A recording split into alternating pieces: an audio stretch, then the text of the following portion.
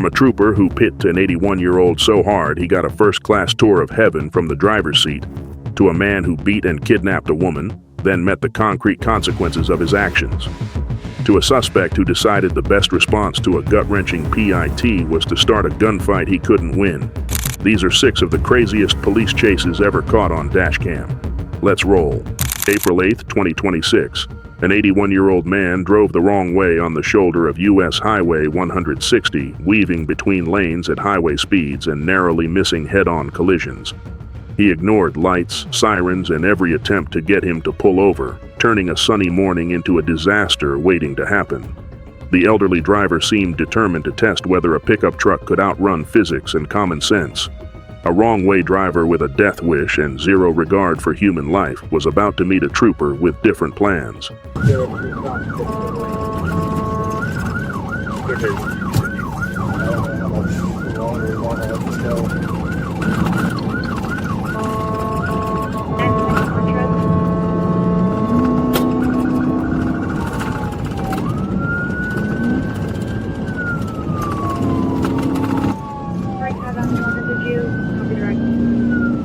I copy it.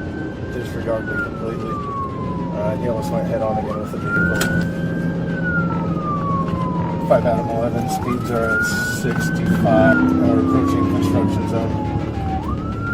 Hey, perfect. You have been on the radio.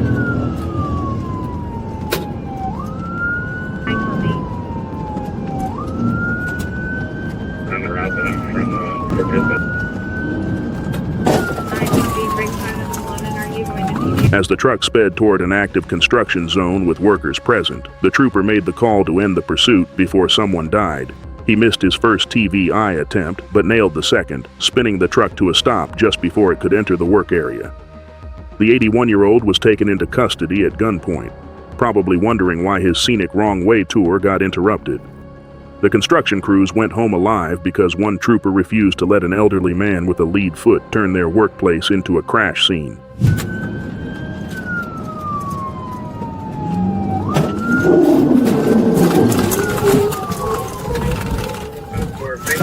Office, can you hear me? Let's set up for talk.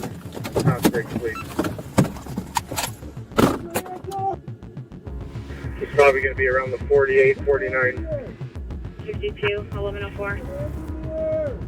Montrose 577 from the 70. Put your hands in the air. Get down on your knee. Cross your ankles. The confused driver asked, "Did I hit a hole or something?" and claimed he wasn't speeding, despite driving the wrong way at 65 miles per hour with troopers behind him. He faces DUI, reckless driving, and vehicular eluding, proving that age doesn't excuse endangering everyone on the highway. Next time, just pull over when you see the lights. It's less jarring than a PIT maneuver, and you won't have to explain to your grandkids why you got arrested for driving the wrong way. He thought he was paying attention. The troopers knew he wasn't. Now he's paying the price, with his license, his freedom, and his dignity. March 15th, 2026.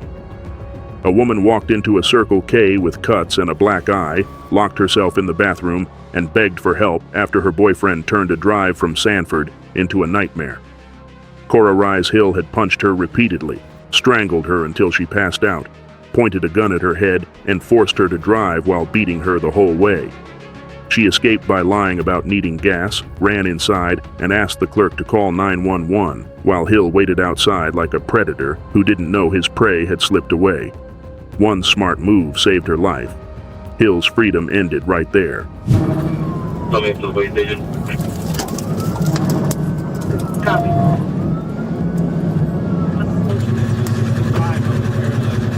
That FHP is 97, okay? Thanks, FHP. You passed the 265.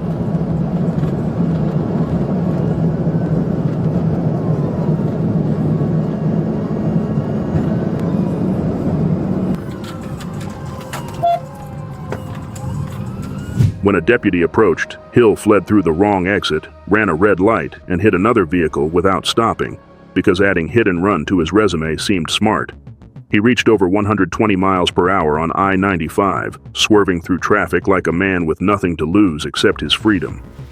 Florida Highway Patrol took over and executed multiple PIT maneuvers, finally stopping him at Tomoka Farms Road. A high-speed tantrum ended with handcuffs and a totaled car. He beat a woman, kidnapped her, and led cops on a chase. Now he was going nowhere fast.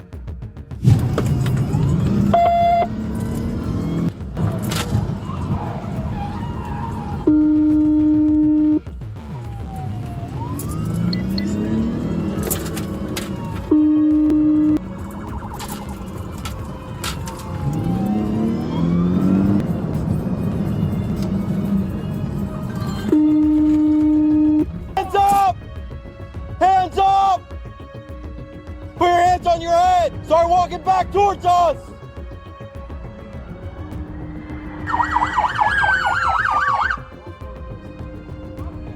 Walk!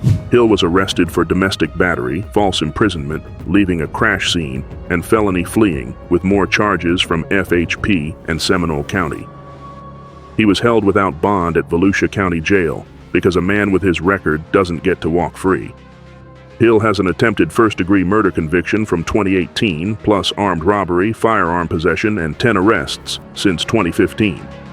He was already on release status when he kidnapped and beat a woman.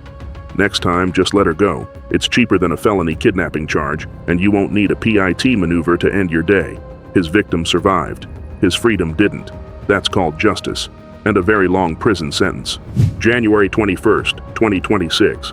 A red SUV stolen out of Noonan caught Lieutenant Aiken's attention, and when it drove past him and Deputy Nelson near Brooks-Woolsey Road, he attempted a traffic stop. The driver refused to pull over, initiating a pursuit that reached speeds over 115 miles per hour as the SUV tore through Fayette County roads. The 17-year-old driver pushed the stolen vehicle to its limits, treating residential streets like a racetrack with zero regard for anyone's safety.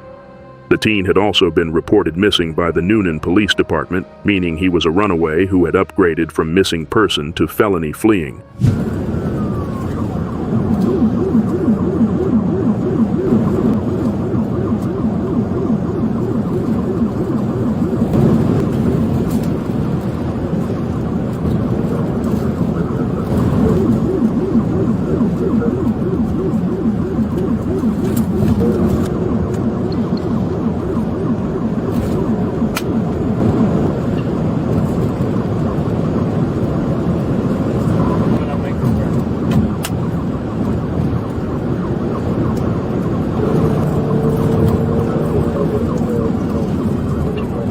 As the patrol shift was about to call off the pursuit, the SUV rolled over near Brooks-Woolsey Road and the Highway 85 connector, ending the chase in a cloud of dust and twisted metal. The teen was removed from the wreckage with no major injuries, proving that sometimes luck is the only thing between a felon and a body bag. The vehicle was totaled, the chase was over, and the 17-year-old was now in custody instead of on the run. He went from missing person to crash survivor to inmate in a matter of minutes. A rollover at 115 miles per hour should have killed him. He walked away. That's not skill. That's a miracle he doesn't deserve.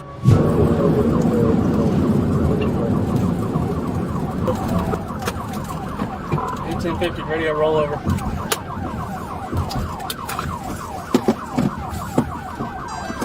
Leave your hands right there, all right? Don't move at all.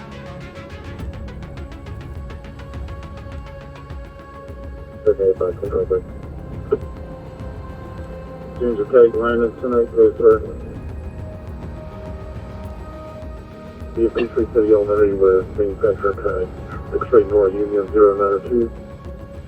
Willing to change. The juvenile faces numerous charges, including stop sign violation, speeding, reckless driving, driving too fast for conditions, driving without a license, and giving a false name to an officer. He was denied bond and remains in the Fayette County Jail, where his missing person status has been upgraded to inmate. A stolen SUV, a 115 miles per hour chase, a rollover, and a teenager who somehow survived to face a judge. Next time, just stay missing. Or better yet, don't steal a car and lead police on a chase at 115 miles per hour. The crash wasn't the consequence, it was the wake-up call.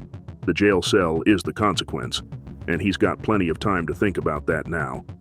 January 11, 2026, a Greenville police officer parked outside the Greenville County Law Enforcement Center was ambushed in a targeted attack by 42-year-old David Lane with a shotgun because shooting a cop at a police station seemed like a smart plan. The officer was struck, and fellow deputies rushed to render aid while also working to identify the suspect seen driving away in a silver Honda Civic. Lane attacked law enforcement at their own headquarters, which is either incredibly bold or incredibly stupid, probably both. He drove away, but deputies were already hunting him. A man with a shotgun and a death wish had just made every cop in the county his enemy.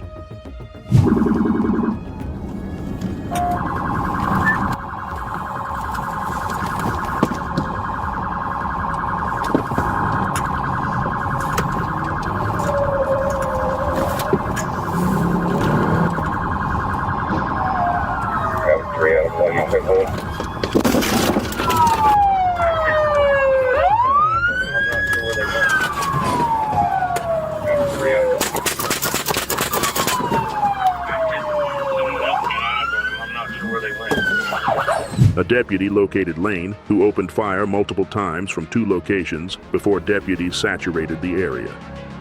Lane stopped in a parking lot, shot at deputies again, and 1 deputy returned fire before Lane drove away. After a forcible stop and another shooting, Lane was pronounced deceased, but the coroner confirmed the fatal wound was self-inflicted. He ambushed a cop, shot at deputies, led a pursuit, then took his own life like a coward. The injured officer survived. Lane didn't. Next time, just turn yourself in. The morgue is not a victory lap. The deputies went home. He went to the cooler. November 24th, 2025, Trooper Blanchette spotted a silver Honda speeding on Route 2A with plates from a black BMW because swapping tags is a great way to avoid attention. The driver, Jesus Santiago, seemed intoxicated and decided fleeing at 120 miles per hour was a solid plan instead of pulling over. He hit I-395 northbound, then Route 2 westbound, ignoring lights and sirens like they were background music. A car with wrong plates, a drunk driver, and a passenger along for the ride. This chase was about to get messy. Santiago thought he could outrun the law. He was wrong.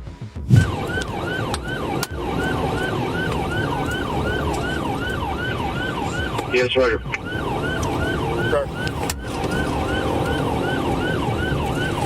That's the 96, they're coming behind you.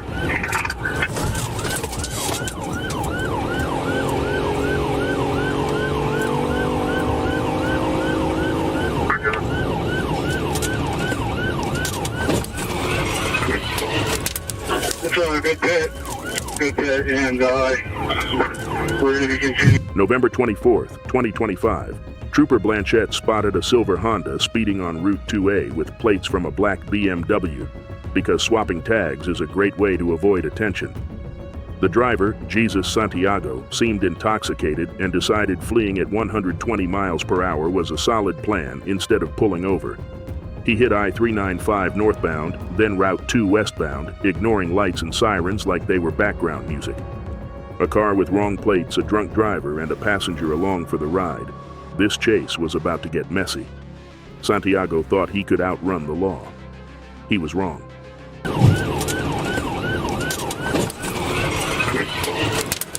It's a good pit, and we're going to be continuing speed 35 miles an hour. And the second person into the guardrail. No, move! Let me see your fucking hands! I will shoot you in the head! That's the driver! I will fucking kill you! Get the fuck on the ground! Santiago put his hands up immediately, finally realizing he'd lost. Passenger Reddick struggled with officers and got a K9 bite to the leg as a souvenir. Dogs don't negotiate, and they don't miss. Both refused medical attention, probably embarrassed to explain a crash and a dog bite to a doctor. They were charged with motor vehicle and narcotics offenses because drugs were involved. Next time, just pull over. The ticket is cheaper than the bodywork, and you won't need a dog to remove you from the car. Santiago went to jail. Reddick went for a rabies shot. Trooper Blanchette went home with a story about the Honda that just wouldn't die until it did. February 10, 2026, St. Louis County deputies attempted to stop Donald Felver III, 30, for driving erratically on Grand Avenue in Duluth, but he decided a traffic ticket wasn't on his evening agenda. He fled, leading deputies on a chase through alleys and side streets, driving in the wrong lane and posing a danger to public safety. Sergeant Berndt performed a PIT maneuver on the 7,900 block of Grand Avenue, which sent Felver's vehicle spinning sideways into the roadway. The chase ended, but the danger was just beginning. A PIT maneuver stops cars, it doesn't stop bullets.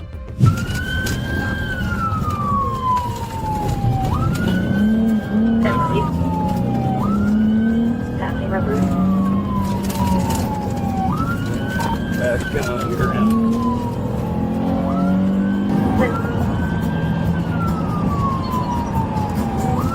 That looks like it's Yeah, he's on fire now. 10-4, pitting at 2142. What's the fucking